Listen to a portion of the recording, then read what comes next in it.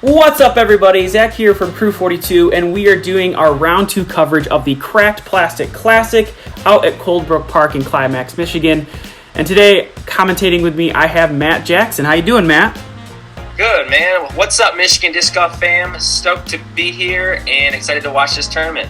Today we got 4 players on our lead card for round 2. John, George, Dustin, and Tony. George has been on the channel before. We've seen him over in the Kalamazoo Open, but the other 3 are brand new players to the channel, so we're super excited to feature them. Should be a good, tight battle for this championship. Here we're starting off on hole 20 because it's closest to the tournament central. It's that standard forehand.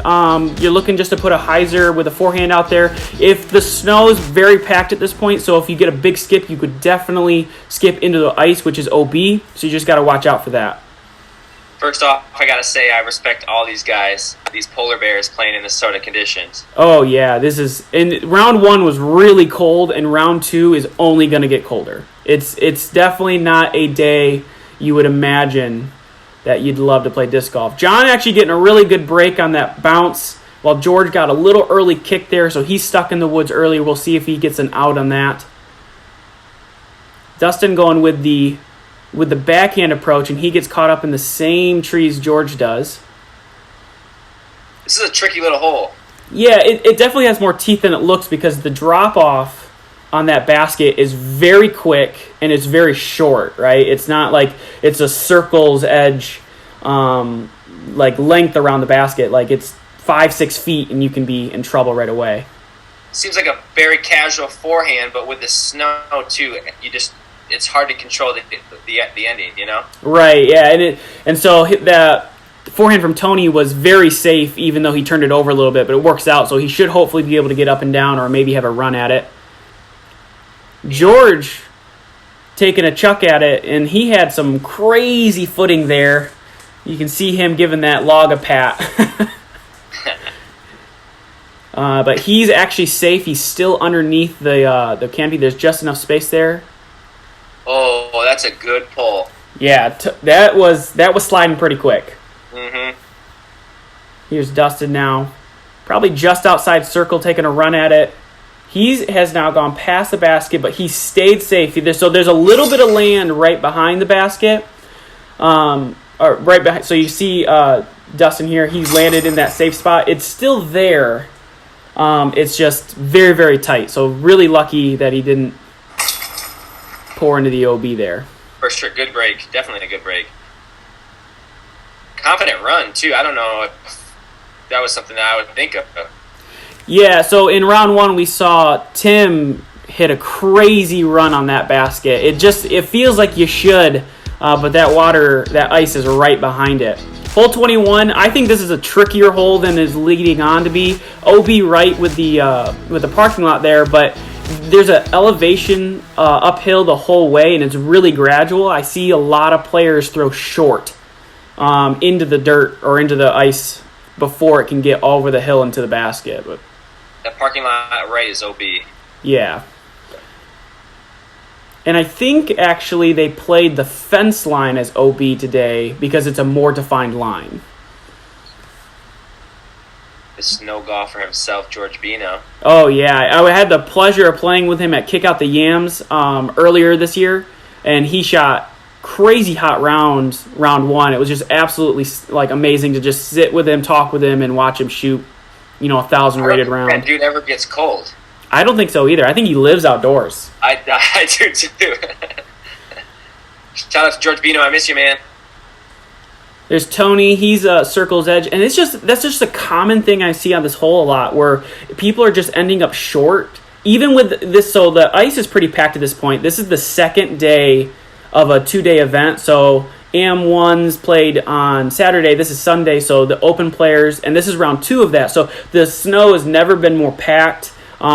Even with that much slick ice that you could slide on, people still end up short in this hole because it's just deceptive. It's not, you know what I mean? It's barely over 300 if that with the hill, and it still just plays short. Good run from John there. Let alone the cold air does not let the discs travel as far either. For sure. Everything's going to be a little shorter and stiffer. Ooh, good run. just off the basket there.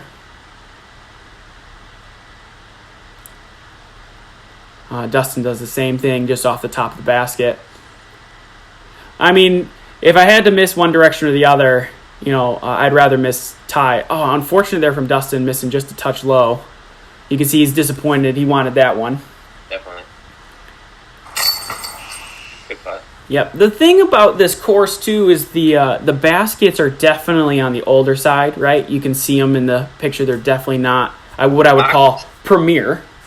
Mach 5, I believe. Yeah, so they're definitely... Yeah, and so they definitely have some strange catch from time to time. But, I mean, they do the job for today. Hole 22 now, definitely the longest hole in the course, 477 feet. In the summertime, people throw big hyzers and try to get around this corner and attack the basket. The road normally plays as OB, but because they weren't certain that it would be plowed, again, they played it as no OB with the road at all.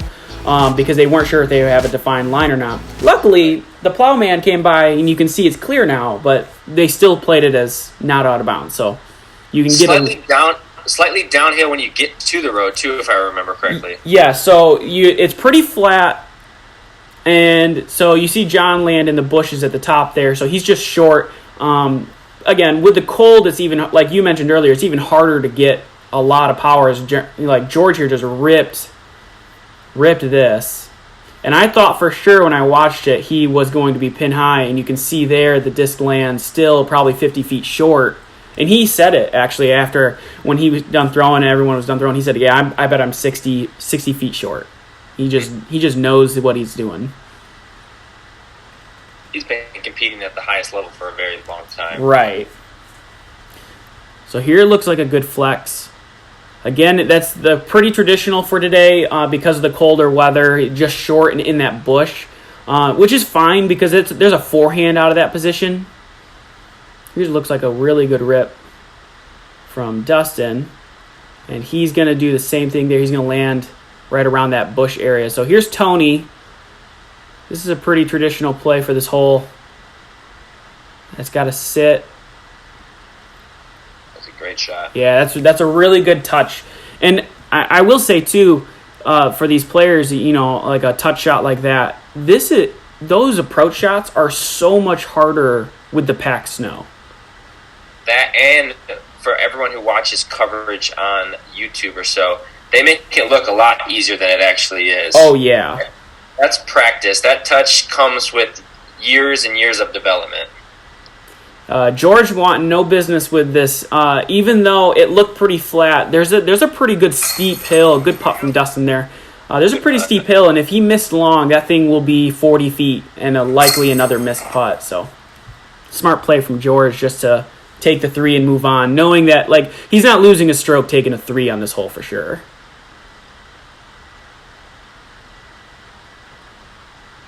I mean, George came prepared. He's got his stool. I mean, I was going to say he blends into the woods really nice too. He's ready to go hunting. Hole 23 now, par 3, 192 feet. Really tight fairway here. You got 2 trees you got to beat right off the get-go, probably center of the fairway there. And then you have a lot of these little random guardian trees. Most common play I see is either forehand or a turnover putter. Common at Coldbrook is the tee shot is so crucial. You need to get off the box in order to at least give yourself a chance, because getting up and down if you don't get off the tee box is very tough. Oh, yeah. Forehand for John is up to the left, which is actually fine. This is a fine spot. He's still going to have a look. And George with a really good look. And that was an ace race for what Donut said. He said that looked like it was going in the whole way, but hits that last guardian tree. Another forehand from Tony. So far, all 3 of them have made the gap, which, like you said, is the most important thing. Give yourself a chance. Absolutely, you have to here. Looks like Dustin's the only backhander. This is the play I like to make as well, and he looks like he's at the same tree George hit. Each have a putt, though. Yeah, they're all within 40 feet, I'd say. Wow. That's a great putt. That's a fantastic putt. Good hyzer the whole way. Nice recovery. Ooh, maybe an early release. Oh, that's got to sit. Early release or maybe big putt in? Could be. You don't know. Yep, these guys are definitely competing for that. These are the top 4 scores, so they're all looking to get aggressive here. Big putt. Yeah, another good birdie. George with those Nate Doss putters. Just a touch short. So he's going to have to be tapping in. 2 birdies and 2 pars, not bad on this hole. It's definitely a hole I think these players are wanting. Like, I think for them it feels like a must get. I feel like you can say that about the whole course sometimes in Cold Brook. For sure. I would definitely say this hole, but it's not easy. Yeah, I was going to say for this hole, if you got a 2 on this hole, that's fantastic.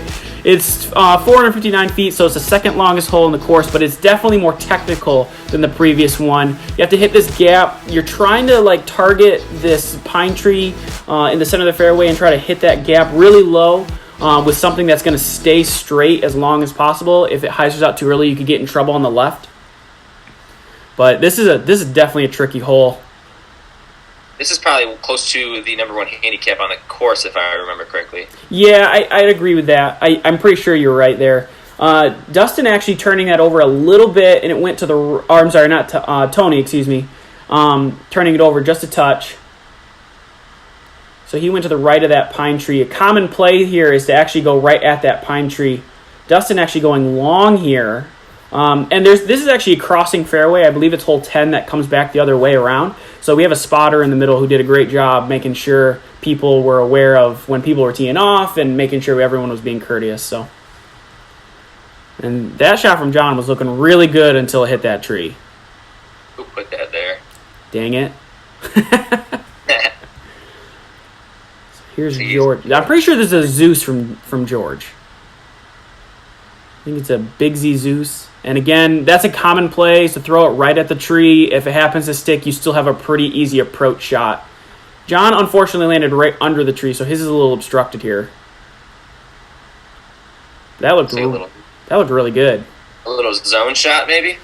I know for sure that George has a zone in his hand because he and I talked about it after, the next day, and talked about how much he loves that disc. I think John also threw a zone as well here. Here's Tony. He's a little more obstructed. Nearly hit the line. That's a tough shot. A little pinched. Yeah, he needed another 10 feet farther forward to have a chance. Dustin just had no shot at all. Decided to go with a weird a scuba hawk kind of combo and put that up at the edge of the woods. So he'll have hopefully a long look for his 3 save. Good layup. Yeah, Tony being smart there. Yep. The one thing I will say about Larry's tournaments too, I don't think I've ever seen a tournament Larry host that has had something other than a par 3. Even at Romo, which has a 700-foot hole, is still a par 3 for him.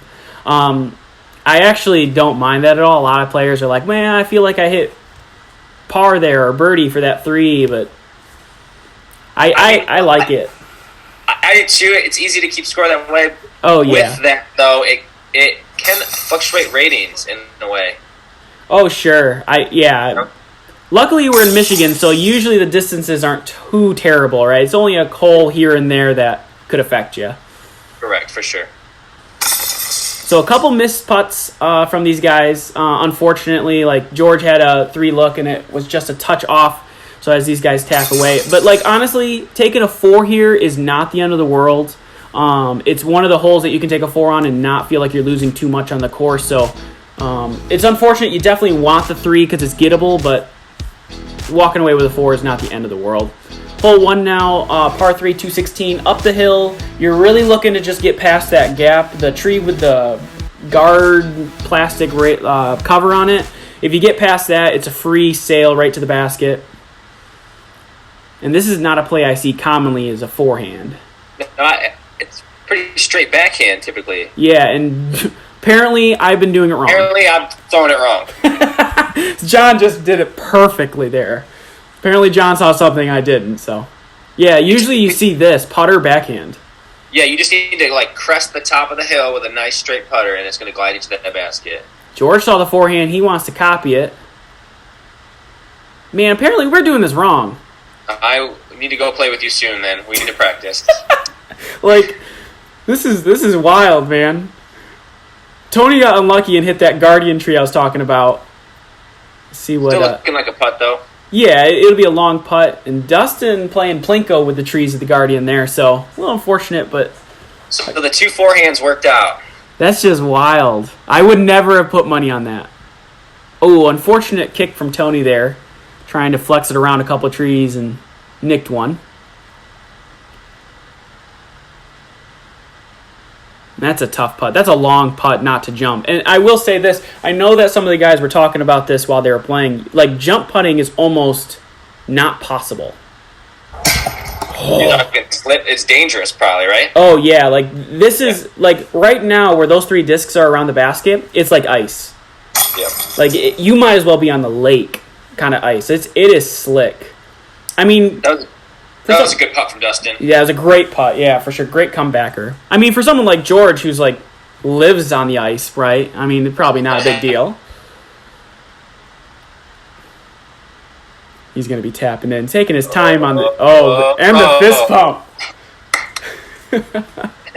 He's got a big smile on his face. Hole 2 now. Par 3. Good symmetry here. Hole 3. Or distance is 333. Again, the OB over the road was considered not OB today because of the snow and not knowing if it'd be clear. However, the traditional play here is still to throw a big forehand, I see, if you've got the distance for it, or a backhand, real flippy disc. We saw, like, round 1, Tim throw a forehand or a backhand when he's got some flippy stuff. John going with the forehand. He thinks he's got the distance for this. Just a touch short. He's got that tree in front of him. He's probably 30 to 40 feet out in that range. Looks like another Zeus. Yep. And he does not like that. He was trying to turn that over a little bit more. Still going to have a look at it. It's going to be long, but he'll have a look. Dustin's a man after my own heart. I'm almost traditionally all backhand, and every single time he makes a play, it's literally what I would do probably. Unfortunate there, maybe, I can't remember if there was a little bit of wind there. Caused this disc to get a little overstable. Maybe it was the wrong disc selection, but he's going to have a long look on the other side there. Tony also going backhand. This is looking good. He's got to miss that tree. Oh, I shouldn't have said anything. I jinxed him. Still a great shot. Yeah, and I mean, of course I jinxed him in a video that I edited from 2 months ago, but whatever. Dustin having almost no look here, just threw it up over the trees, and from my angle looked almost like he's just basked it, banged it in. It was crazy. Oh, George just hit the number. What was that? Did he hit the number? No, he was just a little bit short, but it looked really good. Oh, back-to-back short putts. John just looked over to his right. I wonder if there was something that happened to his right as he was putting. I feel like something about winter golf and putting, short putts are common. Oh, yeah. Tap-ins galore. For sure. A ton of them. I've always told myself I'd be like 1040 rated if the point of disc golf was hit front basket. You and I are on the same boat. All right, hole 3 now. 231 feet. This one's got a little more teeth than it leads on with. Those guardian trees we're passing right now are definitely in the way. Traditional play here is usually just to throw a backhand putter of some kind. That way, if it does hit one of those trees, it doesn't kick forever away. Tony going with the backhand putter as well. Looks like he's sneaking through everything. Maybe down there a little bit, but he'll hopefully have a putt. Thankfully, because of the frozen ground, all that marshy area is like standable. Like you can actually stand in it and putt from there. So should be okay. That one was tracking to donut pretty hard. And so you'll notice it started snowing, right? Big time. Oh yeah. So the weather forecast for today said that there would be snow. George hits an unfortunate tree there, but there was supposed to be snow today and like a couple inches they were talking about. So we were starting to brace for some weather. Wind really starting to kick up now. You can see the snow just moving horizontal. And George twice back to back. You can see he wants that. Just a touch low, both those last two putts. Dustin just a touch wide there, unfortunately. So here's John. He was a little long. Oh, that was close. That's a strange spit out too. Like front of it, it didn't even look really am side. It just looked like dead center spit. There you go. That's a good putt. Yep. Tony getting a stroke on the card. Gets himself one closer to John. There's a good putt from Dustin.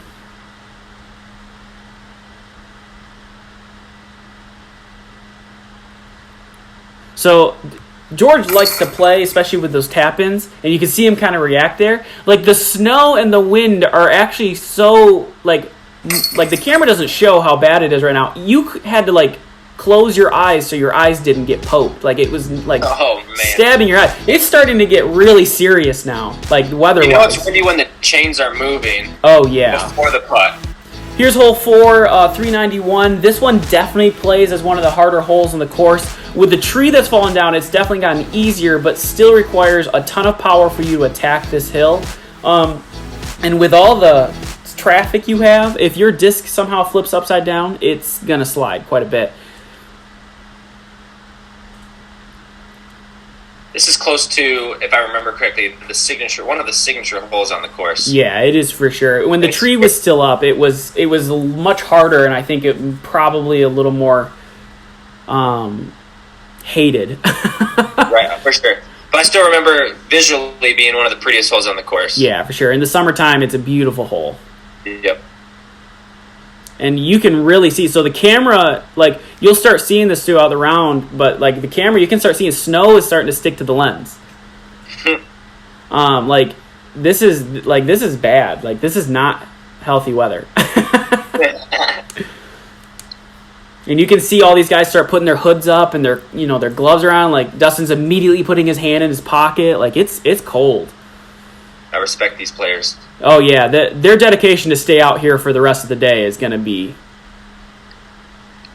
kudos. That's what I mean. Dustin just at the edge of that fence, stays in bounds. He's throwing a backhand up the hill. This is looking really good if it can beat everything. Unlucky tree kick there.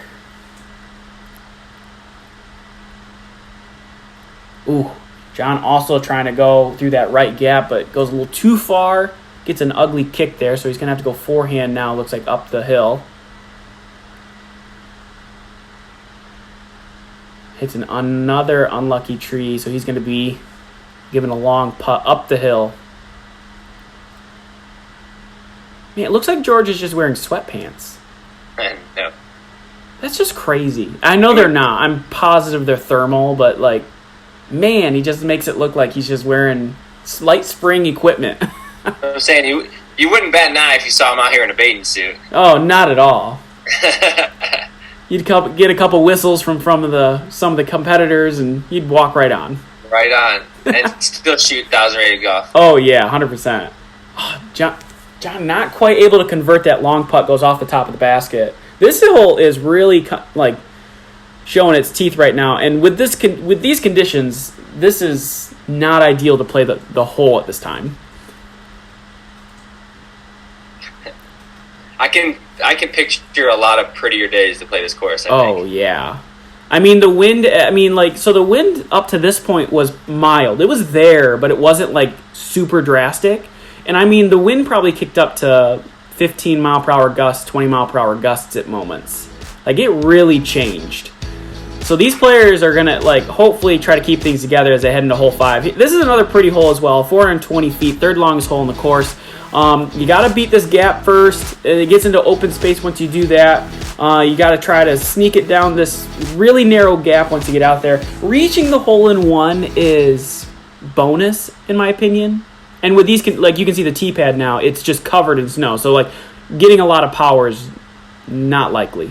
Kind of out of the picture. Now it's more slow, controlled form. Yeah, and, I mean, George, being George, crushes it down there, circle 2. It's a great shot. That's amazing, yeah. You can see it from the catch cam perspective. Like, it is ugly out there. Tony happy because he kicked off a tree, but it stayed in the fairway, so.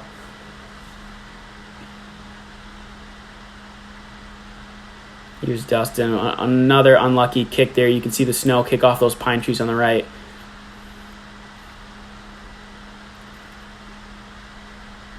Looks like John's going the same direction. And that's a pretty common play to grab a backhand, try to throw something real flippy through the gap. Because if it fights back, you're going to go towards the basket. George just hit that gap perfectly with that Zeus, I'm assuming. Tony skipping it off. Oh. He almost had a good look there if that tree hadn't caught him. Man, I remember being jealous of these guys for only one reason. Because they get to play disc golf right now, which is not like I love to play disc golf in these conditions, but at least you're doing something athletic and you're like your body's staying warm. For sure. Yeah, Donut and I are not. You with the camera are probably cold. Oh yeah, you can see Donut. And Donut's the guy who will show up in snowy conditions in a t-shirt and be like, it's a little warm outside. And he's got his coat on, his hood on, and he's standing. He's shivering. That's why the Michigan disc golf community should appreciate everything you guys are doing, because I can't imagine. Yeah, winter golf is not our favorite thing to do, but we'll do it from time to time. So these guys are getting closer to those tap-in ranges. Good putt from George there, yeah. I mean, even the 20-footers at this point with this wind and these conditions, that's a great putt. Like, that is not a gimme for, like, normally it is for these guys, but for these conditions, they are not gimmies anymore. Sleds. Yeah, quite a few people came out with sleds today. I know Tiger Borth was out with her sled today. She loves playing this course with her sled. That's what she was telling us later. All right, hole 6, 258 feet. This is one of my least favorite holes in the course because I'm so bad at it. There's this really narrow gap that the drone is flying through right now, but it is very hard to hit. I think the best flight to hit it is probably backhand flip. Like something flippy, backhand. And George, I think, with an early release there, hit an early tree, so he's going to be stuck short. John, forehand's also common, I see it, but I don't think the flight of the disc is favorable to hit that gap. I think you're right. I mean, that flight path is just, it looks like it's much better for a backhand. Like, that looks like a decent line. He hits a tree, unfortunately. And then the hood goes up. Oh, yeah. It looks like he short-armed it. This is actually... He's puts his hands up like he's not sure what's happening there. He's actually pretty happy because it went through that tree. He thought it was going to get knocked down for sure, and it actually flew probably another 150 feet when it got past that tree. So a good break for Dustin there. And at this point, like, scramble mode 100% for these guys. In conditions like this, it's a whole other style of golf. Yeah. You know, you're fighting just to stop bleeding at this point. Yeah, par golf does not feel horrible. Right. In conditions like this. I mean, you sit like... I'm not... When I talk to people about this hole... That would have been spectacular. Holy smokes. Great bit. I think that's like the 7th or 8th time already that these guys have hit short basket. Like, the conditions are definitely affecting these guys right now. Ooh, George also nicking the basket there. I mean, they're still taking good runs at it. For sure. Oh, yeah, you can see the wind push John's putter right there. It's nice these snowflakes kind of give you a wind read on coverage. You kind of know what they're putting into. I know for like a player like Reed Vescura, who was not here at this event today. Oh, George with an unlucky miss there. Uncharacteristic, yeah, for sure. Right. But at this point, your hands are cold. Yeah, they're freezing. No. Yes. But like someone like Reed, if you've ever played with him or watched him, he definitely does a lot of wind checks, which is fine. Like I think it's great that he's cognitive of understanding that he needs to do that. But like for like in the wintertime, that's hard to check. But with the snow going in the air, like you mentioned, he'd be able to check it all the time. For sure. Hole 7 I've seen now. Go ahead. I've seen a lot of different wind reads, like ways of going about it. One of my favorite is like a chalk bag. You hold it up in front of you, squeeze it, and then it just kind of shows you exactly what's happening. Yep, pop it a couple times. That's a great way for sure. This hole 7 is very similar to the previous hole, except it's downhill. The gap is a little more fair, in my opinion. Again, a backhand putter probably is the best route, flight path-wise, but a forehand will get there if you hit the gap.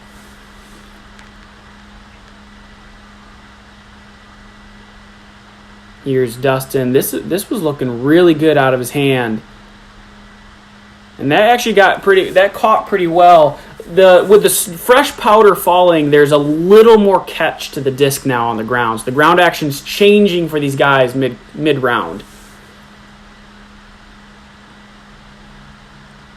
George hit an early tree there, so he's going to be looking to kick out of there and almost got out. Hit a last tree there, kept him in the woods. Should be circle's edge, pretty close to maybe? Yeah, I think he's around there. It might be a little farther than that. Yeah, this is actually circle 2. So George had a worse kick than I remembered. Oh my lord. I think that's his 5th one. Like, that is rough. Like, he's like... In these conditions, too, it's really important to like stay mentally focused, too. It's hard not to just get frustrated. And I mean, like George is 6 inches higher in his putt away from being 3 down right now. You know what I'm saying? Like, he's literally off by that much. 6 inches to having an incredible round still. You know what I'm saying? Like, yeah, definitely. That's crazy. I mean, he's still there. He's still in the hunt, but still, like, it's just, you feel for a guy like that who's that close. All right, there's our first 12 scores there. Definitely not what they wanted to do. The conditions are definitely affecting these players. It's definitely uncharacteristic for some of them to be shooting like this, but it's okay. We got a back 12 still. Hopefully the conditions get a little better. Thanks to our Patreon sponsors for supporting the channel. Thanks, Matt, for commentating. Yeah, appreciate you having me. We'll see you guys on the back 12.